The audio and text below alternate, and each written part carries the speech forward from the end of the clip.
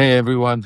Sorry about that. Me and Alex were going as we went on live. Alex got an alert, and he was explaining to me the difference between the different alerts that were going on. This is basically is a daily alert that they get when a bomber goes in the air anywhere in Ukraine. All of Ukraine gets some sort of an alert that they're, and then if there's specific shihads, they go into the region. So right now it's just a general alert that went on. Right, Alex? Yes, Yeah. yes.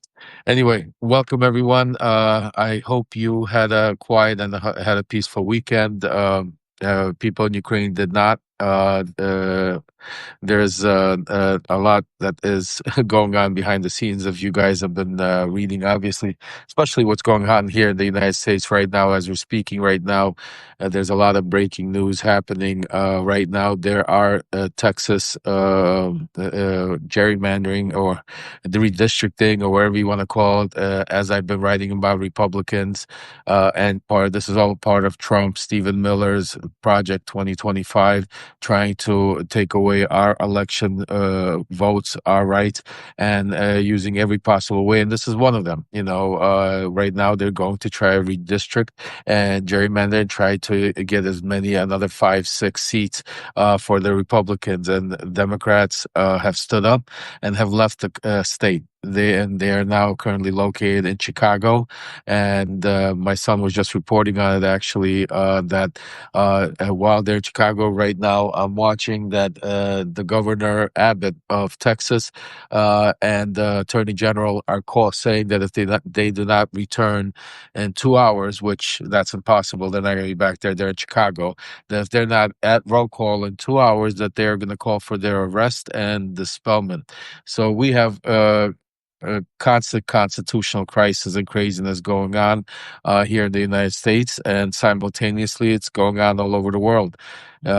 This weekend I wrote, if you guys read my the Substack that I wrote to you, first of all, Donald Trump already doesn't know what to do to distract from this Epstein thing, and he has got into a pissing match now with Medvedev, somebody that's really irrelevant. It's like if it's the same thing as if Vladimir Putin got into a pissing match right now with Alex, like Roger Stone or Alex, what's his name? Charlie Kirk or one of, or Laura Loomer. This is who Medvedev is. Yes, is a lot of his propaganda being, passed through the Kremlin 100%. But that doesn't mean, all of a sudden. But anyway, if you read, Trump all of a sudden decided to flex his muscles and deploy 2 nuclear submarines into the Russian region. Again, I told you, please don't take this as serious. It is serious because anytime you're mentioning nukes, and that's why Putin's response was very serious to Trump, because anytime you play with nukes, anytime you take that chance and even, use that, anything could go wrong. And that's why this is extremely stupid, extremely dangerous, and extremely, idiotic from a world leader, especially from the United States. But that's what Donald Trump is doing, and that's why I put out yesterday breaking news today. The news is confirming it. Witkoff is on his way to Moscow, and he has been summoned by Putin because to tone down this. Yes, they need to keep the rhetoric going, but this nukes business, the submarines, to change that very quickly. Other things over the weekend that we discussed is obviously there was a DHS memo leaked that showed the blueprint exactly of how Trump and is planning on using ICE in the United States. Also wrote about the influence about follow the money, folks, because it's all about the money, which leads into one of the things I wrote earlier today. If you didn't get a chance to read about it, it's basically we exposed what Trump used Ukraine as. If you remember when he came out and said he went from 50 days to 10 days, I told you right away, Alex told you right away that there's something behind it. We told you we'll get to the bottom of it. The media basically came out and said, I still can't believe they said it, but they came out and said it was Melania. That Melania all of a sudden started talking to him about Ukraine, and all of a sudden Donald Trump had a change of heart and decided, okay, all of a sudden he's going to go and from 50 days to 10 days, and he's going to go, give Ukraine weapons and all of these things happening. In the meantime, there's no flow of weapons going out to Ukraine. You don't see no breaking news where Ukraine's getting all these weapons. Instead, on the contrary, you're seeing blockades, you're seeing delays, you're seeing some go through, you're seeing deals being changed. It's all about now the Europeans have to do. The Europeans are now upset because of certain things Zelensky did, which we could talk about later as far as, inside country. So it all becomes political. And at the end of the day, Ukraine is not getting the promises, the press releases that Trump got all those weapons like he said he's going to give them. And the Putin's continuously bombing Ukraine, which Alex is going to give us a rundown of what's been going on because the past 3-4 days, completely you hear nothing, zilch. And today I wrote about basically about the cover up and what Donald Trump really did that for. It was because of his negotiating that he's doing behind the scenes.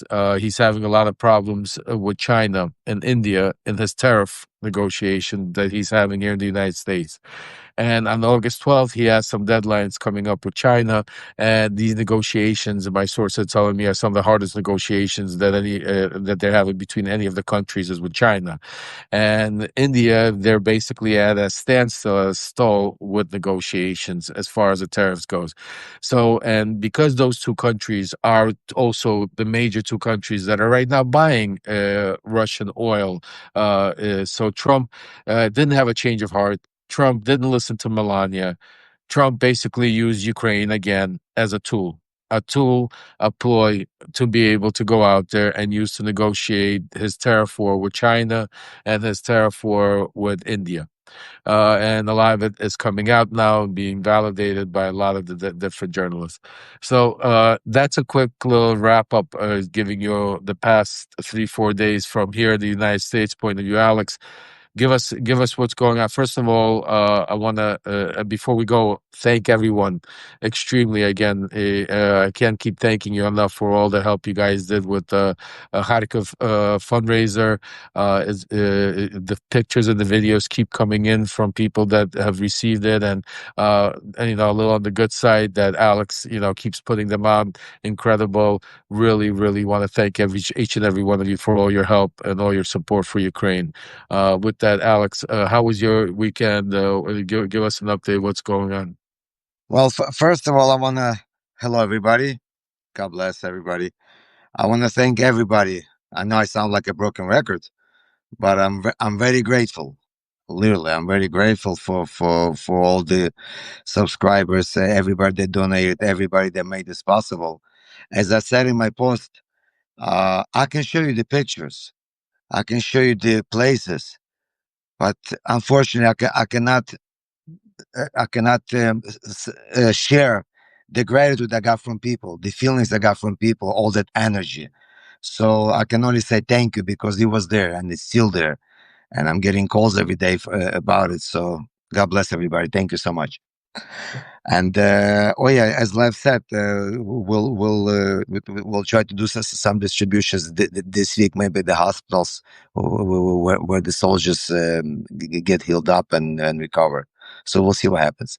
But nevertheless, Let me just give everybody an update because some more good news. So yeah, so guys, just so you know, I don't think we told you this or updated you, but originally we were raising 28,000, but because of your incredible generosity, we were able to raise 30,000, and because of that, Alex was able to purchase some more of those sanitary aid packages, and he is going to also be able to distribute those in around the Kiev area and around some of the hard hits. So it's even better. So he's getting those packages and he's going to be distributing them. So you guys have gone way and beyond, and God bless you and thank you. So Alex is getting those packages as soon as they come in. He's going to be distributing a lot of the stuff. So there's you guys rock. You're amazing. Thank you. Go ahead, Alex. I just wanted to let them know where it came from. Go ahead. Anyway, thank you again. Uh, I'm just gonna continue with what you went from. It was every time Kiev gets bombed, especially the last time, there was so much noise made. So they changed the strategy a little bit. Right after the last bombing of Kiev, the new submarine stuff comes up. Then after submarines, there was a response from Putin. And let me tell you something. I watched his press conferences with China Olympics when they went to Georgia. I know this guy's style. This is not the guy, but that's not important. But nevertheless, what they did. By the way, what Alex is saying very important. I just that right now there's a lot of conversation that a lot of the what you're seeing Putin, these are body doubles, and we're not going to talk about this now, but just put that in the back of your That's the mind right now that a lot of the places that you're seeing Putin are body doubles. These are not real Putin that are going to some of these places, and we'll talk about that later. Go ahead, Alex. Anyway, so what they did is from that day on, over the whole weekend, they switched to Donetsk area, Kherson area, because those are the areas they're always fighting there, they're always occupied. So it doesn't draw as much of attention, but at the same time, those are the areas where they're going on offensive. So they're like double there, like over the weekend. Over the weekend, they hit the Sloviansk. Islamic is a small town. He has nothing military in there. I deliver aid in there almost once a week, so I know the town. And they hit the town with the drones, and they hit the landmarks, like all the civilian stuff. There are about 5 casualties, and they are still cleaning up the rubble. At the same time, they hit also Druskivka. Druskivka, that's like I used to deliver there all the time. Also deliver aid there. It's almost no town. It's like it's just on the way. So he got hit hard also, and there is also casualties there. Then Kherson is it's like a sort of a little bit like right side of the river, left side of the river, like a Manhattan. Like if you were to prepare the bridges to the city, the city is stuck, so to speak. I'm talking about New York. So what they did is they start in the beginning of the week and bombing the bridge, and they've been bombing it. So basically, they cut off the supplies and everything to the people on the other side from the main city, and it's been going on every single day. At the same time, uh, Kramatorsk is a big city where they make the train stuff like that. So Kramatorsk got hit right in the center of the city. The 11 people got injured. Summer is, and also they still clearing the debris. So all the assaults that were going on every night, the different city in Donetsk area. So if anything, then the attacks have increased. Hearing reports that they are all the drone system, the reps, they getting better. As of course, this has been going on 3.5 years of war coming up. So even though they made a lot of dumb mistakes, sooner or later, even a monkey it gets to dance. So they're getting better with some of the tactics, and of course, they're noticing some women on the Pokrovsk. There are women instead of men with soldiers. So they mobilizing the women already. So I guess they're running out of men. So this is basically what's going on in Ukraine. There is a lot of things got with Nabu. The parliament was called back. They changed the law. Everybody's happy. So hopefully everything will get back Well, let's take that for a second now, but with that situation back when you say they changed the law back to the way it was from whereas because they changed the law originally, and then they had the euro basically was very pissed off, and now they changed it back. Is that or no? It's not much of the Europe because Europe was pissed off before they even passed it. So it's not much of the Europe. It's just that the uh, What is the rule right now? Where did they end off right now? What is the where did they finally go? well, what of the Nabu is independent. It doesn't have to report to anybody, and if The even if way it was. yes, even if they find somebody who's all the way on top, they can prosecute him and take him down. Okay, so let me tell everybody quickly some of the things internally that was going on also in Ukraine. So, NABU is an organization that was put in place in 2014 after the Maidan Revolution when Poroshenko came into place. It was part of the United States coalition with Europe and also Ukraine, and to put an anti-corruption organization that was stood on its own and it was able to go after everybody, including the president, basically corruption. That's NABU. That's the organization. If you guys, for you to remember, it is the one that came out with the Black Ledger, the Black Book about Paul Manafort taking money and bribes and stuff like that. That was the organization NABU that was put together. So basically, that last week, I guess it was, Zelensky, and I don't know why. I'd like to hear from you what is the perspective of it, Alex. But hold on a second. But let me give But everybody a background. But Zelensky held a vote to take away Nabu's independence and basically have a report to the Attorney General of Ukraine. And once he got that passed, there was a lot of backlash from it from European nations because it basically took away the independency of Nabu. And I was also trying to find out why that was happening, but it went back and forth really quickly. So now Alex is saying it was reversed, and now it's back to where the agency is independent again, and it's able to now prosecute anybody, including Zelensky himself, or investigate.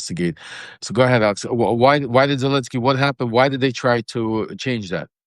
well, there is a room, not rumor, but it's also affects some of it. That over the years, Russians have placed a lot of their own personality, and that there was a lot of Russian narrative that was pushed. And even though when law was changed, a lot of people said, "Well, it's about time. It should have been done a long time ago."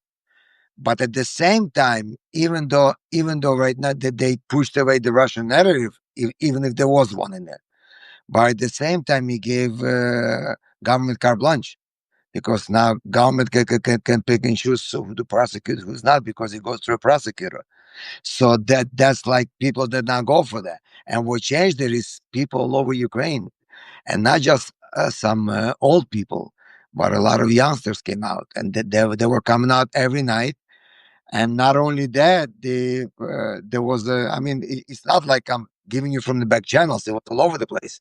That Europe was threatening to cut some of the finances, and don't forget, 70% of budget survival comes from Ukrainian partners, partners that go out every day in front of the people in Europe and tell them you need to help Ukraine and this and this, and so people are okay with it.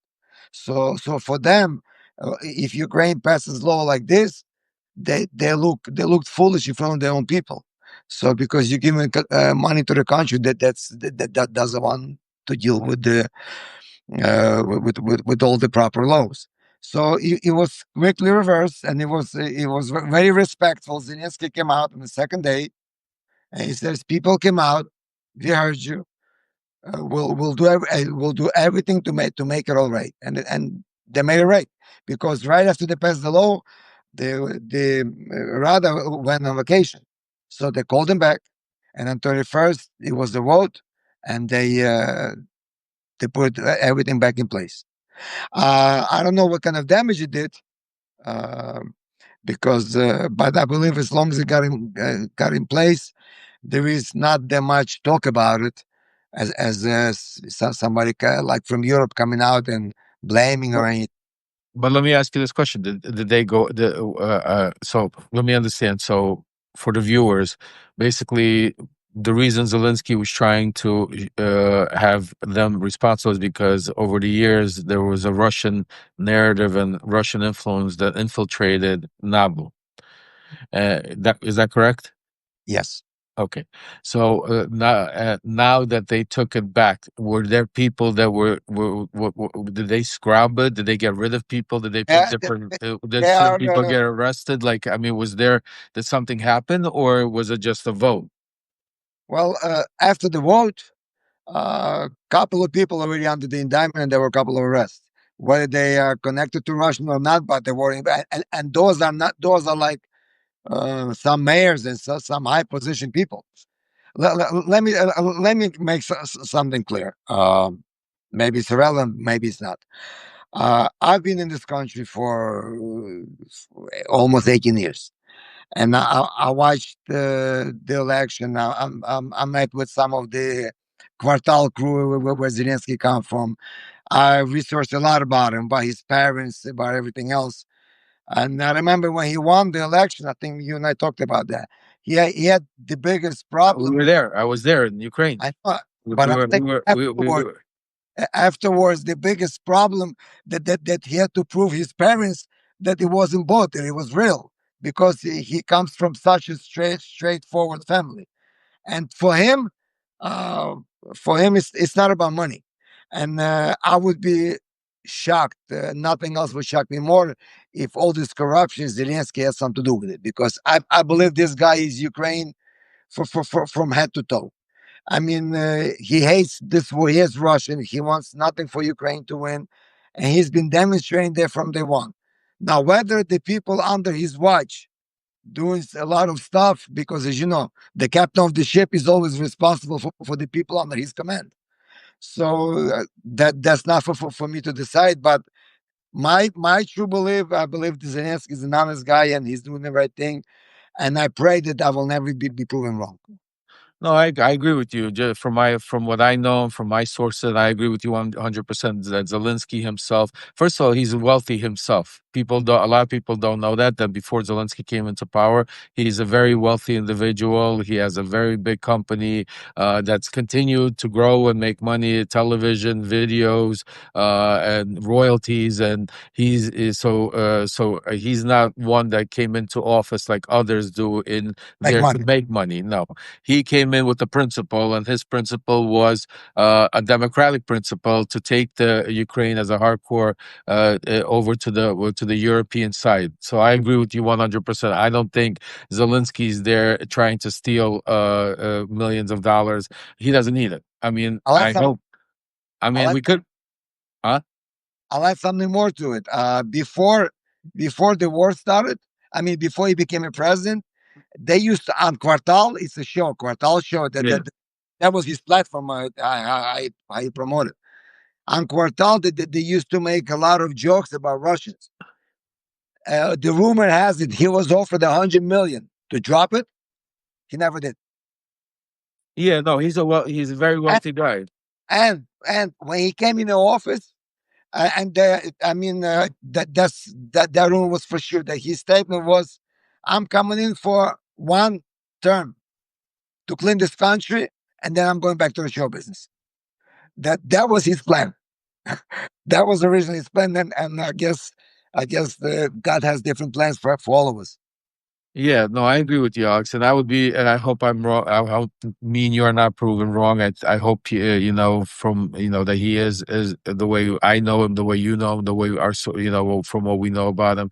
But again, with that said, I want to make it very clear that that doesn't mean that everybody around him is straight and forward. Doesn't mean that there's not people in around the administration that might not be stealing money or might not be working for the Russians or not might not be. I mean, that's what war is all about. That's that's what goes on and that's what happened. And that's what, unfortunately, the Russian disinformation campaigns and the mega right movements use that type of stuff and try to magnify it and push it like it's Zelensky doing something. Like even with this vote, just Of course, if for instance, if you did not know and you didn't hear what Alex explained to you, most people out there right now, and I especially brought it out in this way because majority of through social media think that Zelensky wanted to do away with an independent agency that the United States and Europe was all implemented and put in there that oversaw his powers.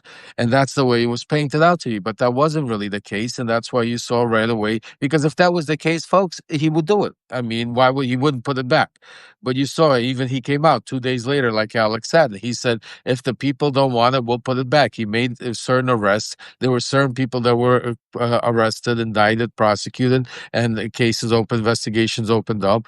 Part of the reasons why he did that, I think it's an extremely important reason, and I believe that is the case.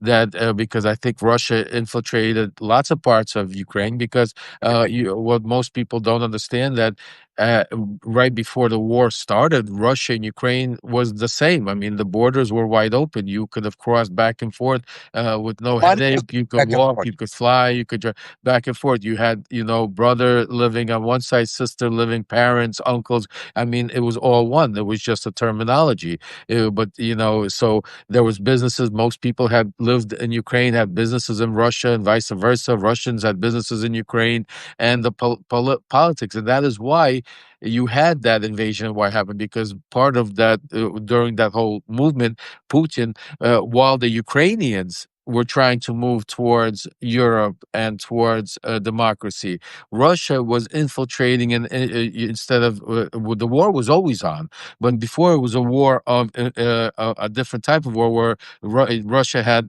their own movement going on, their political arm. What was it called, Alex? What was it? The Russian political arm. Oh, you mean the Donetsk, the LNR, DNR? That Yeah, right. So Ultra. right. So they had their own arm, and you know what I'm saying to you, they politically tried to push that, and they infiltrated every part of it, from Nabu to Shmabu. And you had Ukrainian, because you also have Ukrainians that are for Russia. I mean, because they A lot. even though they are born in Ukraine, just like take a look at, for instance, myself. I was born in 1972 in Odessa, Ukraine, but that back then it was the Soviet Union. So it wasn't really Ukraine; it was the Soviet Union. It's Ukraine now. It was Odessa. So a lot of people from that era relate differently depending how they want to. Some of the my friends that were born with me at the same place, same time, consider themselves Russian. Some of us, I consider myself Ukrainian.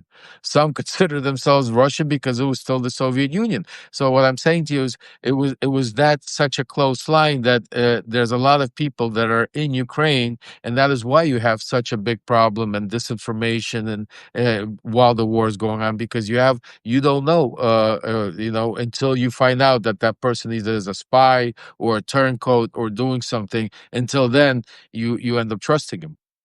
Not only that, I'm gonna bring us back a little bit uh, about the infiltration. Why it's all infiltrated. The reason why they were so. You remember in 2022 when when they attacked Ukraine, every tank, every car that they had a parade clothes. It was all in parade clothes because they thought the Ukraine was waiting for them. But because in 2014, I was delivering aid with some of the guys that lived there when it happened. Overnight, Lugansk was taken without a shot. Yep. People were bought, and they just changed overnight. In Donetsk, because of the airport, there was a lot of fighting. Yeah, I The remember. some brigades were fighting. Lugansk without a shot. Crimea without a shot. Crimea In without a Crimea shot. without a shot. And the thing is, and they got away with it. Obama administration let them get away with it. They got away with it, and then towards 2022, they bought so many people. They spent so much money to be ready to take the whole Ukraine. But like you said, they had two arms. One arm was strong, and which is the one where they occupy the areas. The other arm was all corrupted. And instead of spending money in Ukraine, they pocketed all the money. That's why when Russian tanks came to the other arm, they got lost. They didn't know where to they didn't know where to drive. They were waiting for the guide, and there was no guide. And so there was a lot of hell to pay for on their side for that. But that was the luck, our luck. That they greed, their corruption, it gave us a chance to get up and punch back. So this is a little story why it was always because they always bought everything with money, and they still doing it. They still on the messengers. They offer kids, adolescents, offer them $500 to blow up, to burn a car, or blow up a car, or do something, and the kids go for it, but never give them the money. But that's a list because there is, like you said, there is a lot of different levels of war. There is a hybrid war, there is actual war, and there is a political war. So and you and I are caught right in the middle, and we have to catch it all, and we have to tell it all. So that's us. Eh, Absolutely. So first of all, I want to thank everyone for coming. Right now we have a little over 600, close to 700 people here. It's Monday. I know a lot of you are just getting back to work. There's a lot of things that they're about to break this week. For those of you that are new to the platform or just joining and haven't been following, or just joined now, are coming in late, I'm going to be posting this a video later on, so all of you could definitely get a chance to see it in full, because there's a lot of important things that we're talking about, that we're going to be we're making sure you keep your eye on the ball, folks. We'll follow the money, follow what's happening, what Trump is really doing these 10 days, 50 days. This is not about trying to save Ukraine. This is not about getting weapons. So it's about the manipulation and the tariff games that he's playing with India and China. It's about us still allowing, I mean, uh, we will be breaking some news in the next couple of days with what's happening with Witkoff in Russia, because Trump overstepped his boundaries with these nuclear subs. The rhetoric is one thing, but when you bring actual nuclear subs into the picture, you're putting in a very dangerous game. And even psychopaths like Putin understand that. And that's why he summoned Witkoff there, because rhetoric is one thing, but now Trump doesn't understand, and he's taking it a little far. A lot of you have been asking me about Dean Blundell. He's on vacation or traveling somewhere, so today we're going to postpone our show till, I think, sometime during the week when he gets back, to make sure. But Dean is out. That's why. Also, for those of you, a lot of you are asking if you could continue donating. I want to just give you a quick update. We are not a 501c, so it's not like we have a charity that we're doing nonstop. These are programs that we're doing from our heart, that when Alex could literally do it, where we think we could do the most work together, we just put it together. There we will be doing more. So we will, right now Alex is trying to put more packages together and get more aid to Kherson and to Kharkiv and other hard hit areas. So once he knows, and what we will be putting more fundraisers together. In the meantime, your donations have been incredible. We still are going to be this week passing out the aid that we that you guys have helped get. Also, in the meantime, for those who are asking how you could do more, contribute. You could contribute to Venmo at Lev-Parnas. You could become paid subscribers. You could, definitely, I recommend you go pick up your book of Shadow Diplomacy. If you really, because a lot of the stuff that really is happening, when you read the book, you'll understand to yourself exactly the inside, because a lot of the players are the same. It's what we did, what he sent me to do. I was that Steve Witkoff in his first administration, and that he's doing now. So if you haven't got it yet, make sure. I know we've missed a several story times with Love because of all the breaking news. I promise we'll get caught up with them. So definitely, I see that there's a fake Lev Parnas that just joined us. By the way, I want to make sure to say that to everybody, because I've been getting a lot of messages that you're getting emails from some fake accounts asking you for money, or telling or sending you stories. Yes, please make sure that if you notice them, send it to me, notify Substack right away, because these are people from the right mega. It has infiltrated Substack, not just my account, but also my son's account and other accounts, and they're trying to disrupt. They're going on our chat rooms, telling people to stop subscribing, putting out false narratives, asking for money. So I ask you, be vigilant. This is part of the war we're dealing with. I wish there's something I could do about it, but there is not. We could only report them. My account is verified, and those of you who know my account, the others you'll see will have numbers behind it or letters or different. But there's only one Love Remembers and Love Parnas on this account. And if you could always, to make sure, always go in our chat room. We have a lot of followers, subscribers. You could ask if you're not sure. Put it in the chat. Go in the chat room and ask others, and others will jump in and let you know if that's a real account, and will help you. Because we can't, I can't do this myself. We're a community, we're a family. We all need to fight together. But this is part of the right infiltration.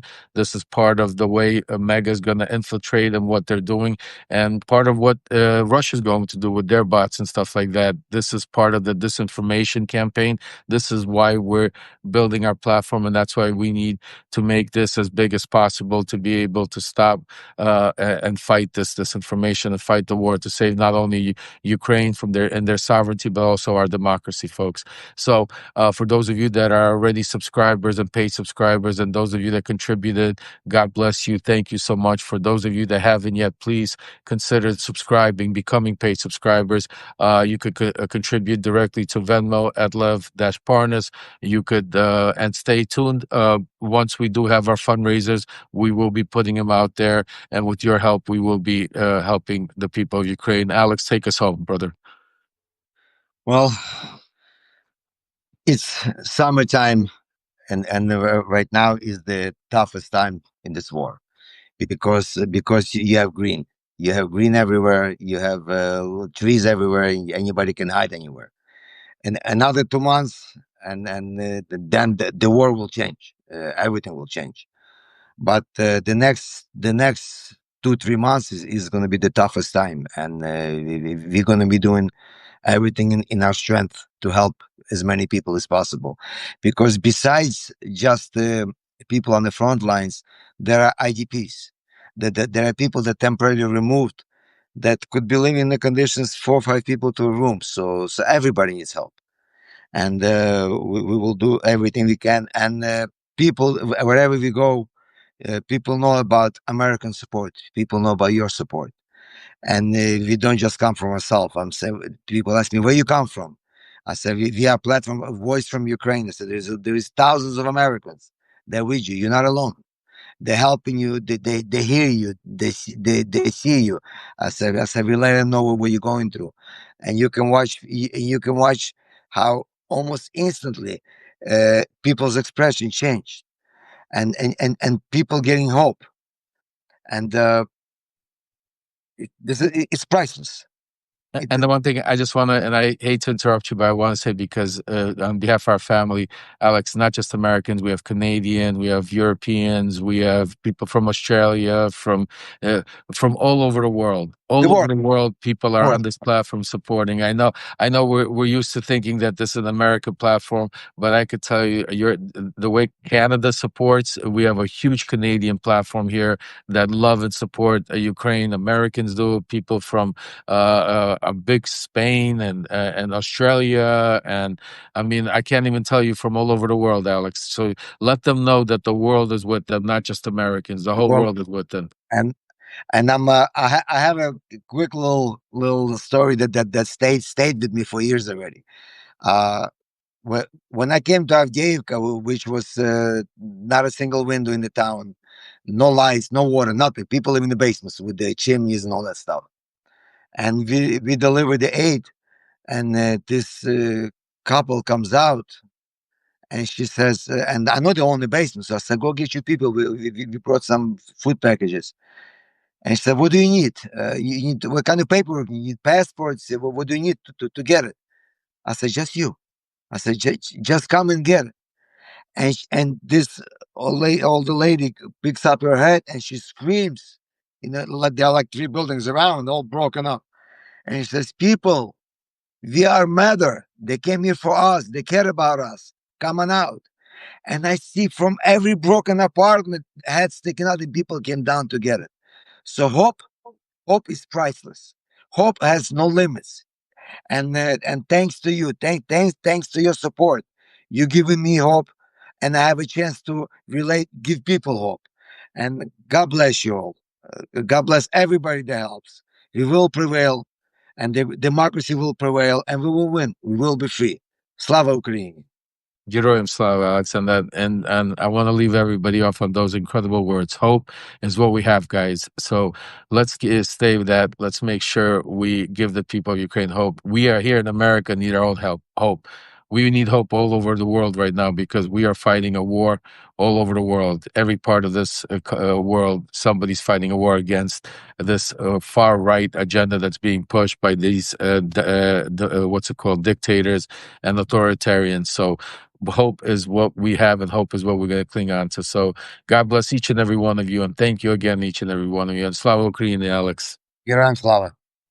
Take care, guys. Have a great day. Yeah, thank you.